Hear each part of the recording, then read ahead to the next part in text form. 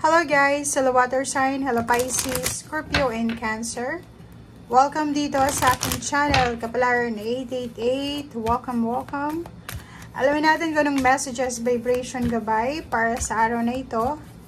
March 15, 2024 para sa lahat ng water sign, Pisces, Scorpio, and Cancer. Ano ba ang mensahe? Occupation 34. Water sign, Pisces, Scorpion, Cancer. Water sign, Pisces, Scorpion, Cancer. Wow, ang galing naman. Okay, so water sign, Pisces, Scorpion, Cancer. Kung makikita mo dito sa baraha mo, meron kang 34, number 7, 26, number 8, number 3. Posibleng sa araw na ito is busy ka sa ginagawa mong trabaho. It's either work yan, or business, or nag-aaral ka, or kung ano man na pinagkakaabalahan mo. Siguro nagtatrabaho ka until gabi, siguro. O siguro kung nasa graveyard shift ka, nagtatrabaho ka sa gabi, or nagtatrabaho ka sa umaga. So, alin man dyan. Nakikita din natin dito na may great fortune, may perang kaakibat atong ginagawa mo. So, parang the more na nagtatrabaho ka, the more na nagiging masipag ka, or the more na mag-exert ka ng effort sa ginagawa mo, the more na dadami yung pera mo. So, sinasabi ng baraha sa'yo na pwedeng sa araw din na ito, sobrang swerte ka, lalo na kung tumataya ka sa loto, or tumataya ka sa mga chances winning games or kano pa man. Okay?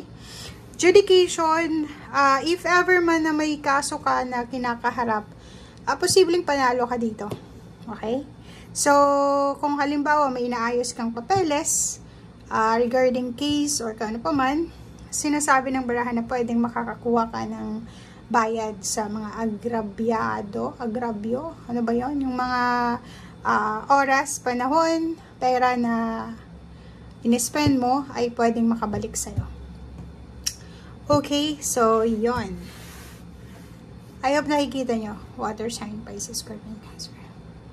Nakikita din natin dito na may iba sa inyo dyan na sobra kayong masipag, sobra kayong hardworking, kasi kailangan yung mag-ipon ng pera para sa pagpapakasal. Diba? May ikakasal dito. Pwedeng ikakasal sa West, sa judge, or sa pare, or pwedeng sa mayor.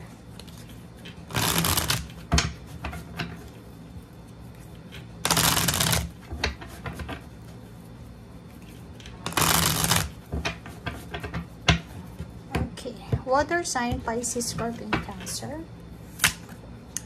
Okay, reverse na tower. Ang galing na ito, guys. Upright pala, sorry. Upright na tower. Sinasabi ng baraha mo na wala kang panahon para sa mga tower moments. Kasi itong tower moments ito is yung mga sadness, yung mga negativity, mga issues, parang ganun. So, wala kang oras sa araw na ito kasi nga, busy ka sa ginagawa mo eh. At dami-dami mong blessings na pinagkakaabalahan. So, wala kang panahon para sa negativity, wala kang panahon para sa pagsa-self-pity, or sa kung ano man na negative yan. Diba? So, yun. Maraming mga tao siguro na sinaktan ka, relatives, friends, kakilala, kaklase, katrabaho, from your past, or nangyari ito sa past, pwedeng 6 months ago, 6 years ago, or 6 weeks ago, or 6 days ago. But, wala kang panahon doon. Kasi, ang focus mo nga is magtatrabaho, pera, papeles, kontrata, or yung busy ka. So, yun, nandito yung 5 of Swords. So, yun, parang ginigive up mo na yung mga issues na yan, mga negative issues. Kasi nga, ang focus mo is pagtatrabaho. Kita sa pera. Kita sa pera talaga. Kita. Mga, parang sinasabi ng Barasher dito na mas iniisip mo na ayusin ang financial mong buhay kaysa dyan sa mga issues na yan. Kasi hindi ka naman kikita dyan. Ang galing naman.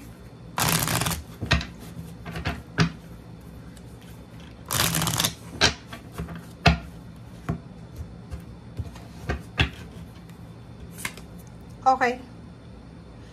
Ang daming choices na pwedeng pagpilian ng mga single na water sign, Pisces, Scorpio, and Cancer, or pwedeng yung mga naka-live-in partner lang. Pwedeng may mga pinagdadaanan kayong issues na pabalik-balik, like yung iba sa inyo, siloso yung karelasyon, or silosa yung karelasyon, parang ganun. So, nakikita natin dito na maraming mga issues na pwedeng kalimutan, pwedeng i-recall, or pwedeng i-ignore na lang. So, yan, di ba? Tingnan mo. If single ka naman, ganun din. Single ka, maraming magkakagusto sa'yo, or pwede kang magiging interesado yung mga tao sa paligid mo na dati hindi naman sila interesado sa'yo. Okay. Ang next cards natin is parang sinasabi ng baraha sa'yo dyan, water sign, Pisces, Scorpio, and Cancer, na may mga resources, may mga resources ka ng income, like yung mga pinaplano mo dati. Diba? Ang dami yung plano dati na pwedeng pagkakitaan, mapa-businessman, online or physical.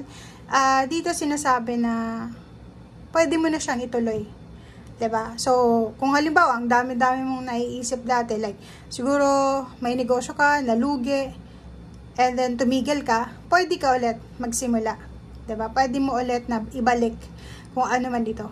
Okay? So, in the future din, kasi itong Page of Pentacles is future siya, sinasabi na marami kang parang pinagpapaliban na mga goals mo sa buhay, ang posibleng matutupad mo talaga siya in the coming future. Okay? So, relationship din, maraming mga relationship ang maaayos.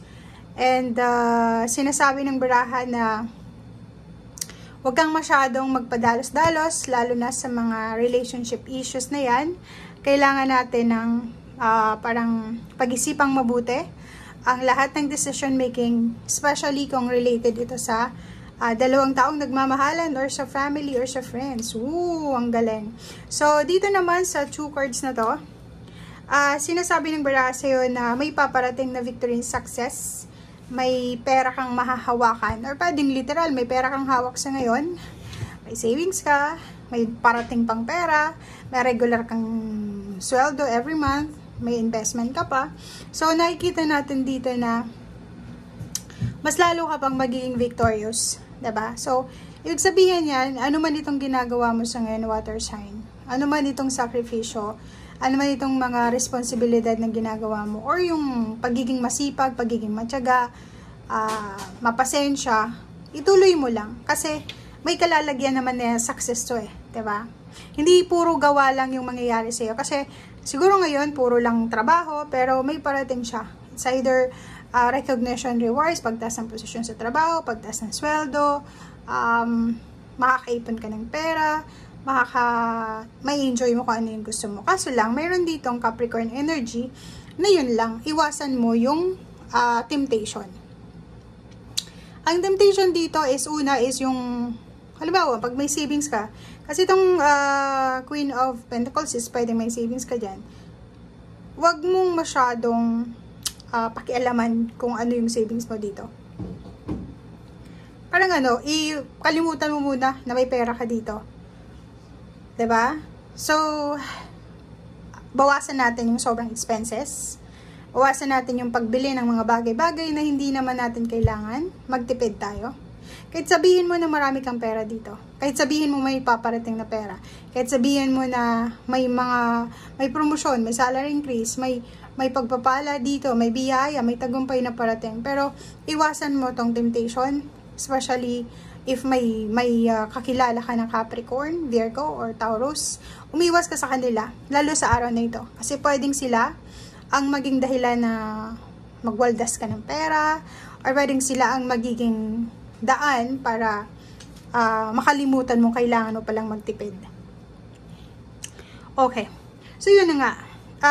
Iwasan mo din sa araw na ito yung magpautang. Iwasan mo din sa araw na ito yung magpautang, or iwasan mong makipag-collaborate or makipag-communicate sa usaping pera, lalo na sa mga earth signs, Virgo, Capricorn, and Taurus. Lalo na sa Capricorn. Okay, so decision making. Sinasabi ng baraha sa'yo na yun, kailangan mong magdesisyon sa araw na ito regarding sa money. So, kailangan mo siyang bantayan. Okay? Take care of your resources. Take care of your money. Diba?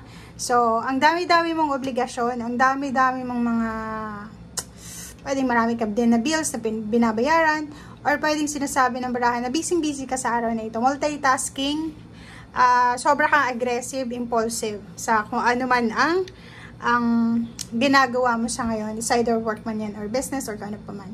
So, wala kang oras para sa mga 5 of Wands, mga issues na yan, away, confrontation or ano pa man, kasi busy ka. Ang dami mong obligasyon ang dami mong duties, marami kang trabaho, marami kang kailangan na tapusin and asikasuhin. Yun yung priority mo sa ngayon. Okay?